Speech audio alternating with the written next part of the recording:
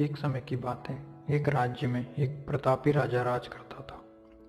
एक दिन उसके दरबार में एक विदेशी आगंतुक आया और उसने राजा को एक सुंदर पत्थर उपहार स्वरूप प्रदान किया। राजा वह पत्थर देख बहुत प्रसन्न हुआ।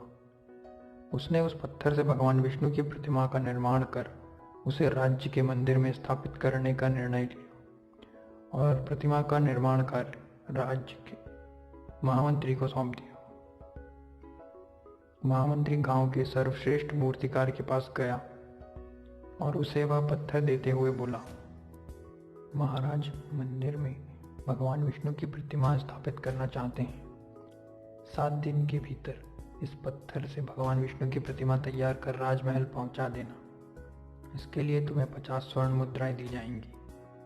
50 स्वर्ण मुद्राओं की बात सुनकर मूर्तिकार खुश हो गया और महामंत्री के जाने के उपरांत प्रतिमा का निर्माण कार्य प्रारंभ करने के उद्देश्य से अपने औजार निकालने लगा। अपने औजारों में से उसने एक हथौड़ा लिया और पत्थर तोड़ने के लिए उस पर हथौड़े से वार करने लगा, किंतु पत्थर जस का तस रहा। मूर्तिकार ने हथौड़े के कई वार पत्थर पर किए, किंतु पत्थर नहीं टूटा।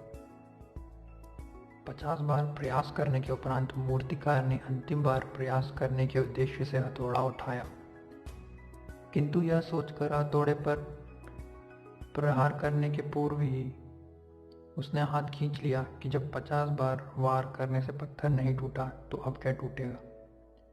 वह पत्थर लेकर वापस महामंत्री के पास गया और उसे यह कहकर वापस कर आया कि इस पत्थर को तोड़ना नामुमकिन है, इसलिए इससे भगवान विष्णु की प्रतिमा नहीं बन सकती। महामंत्री को राजा का आदेश हर स्थिति में पूर्ण करना था, इसलिए उसने भगवान विष्णु की प्रतिमा निर्मित करने के कार्य को गांव के एक साधारण से मूर्तिकार को सौंप दिया। पत्थर लेकर मूर्तिकार ने गृहमंत्री के सामने ही उस पर हथौड़े से प्रहार किया और वह पत्थर एक बार में ही टूट गया। पत्थर टूटने के बाद मूर्तिकार प्रतिमा बनाने में जुट गया।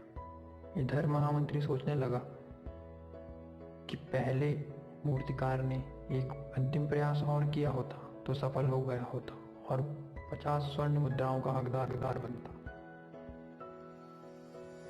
इस कहानी से हमें क्या शिक्षा मिलती है मित्रों?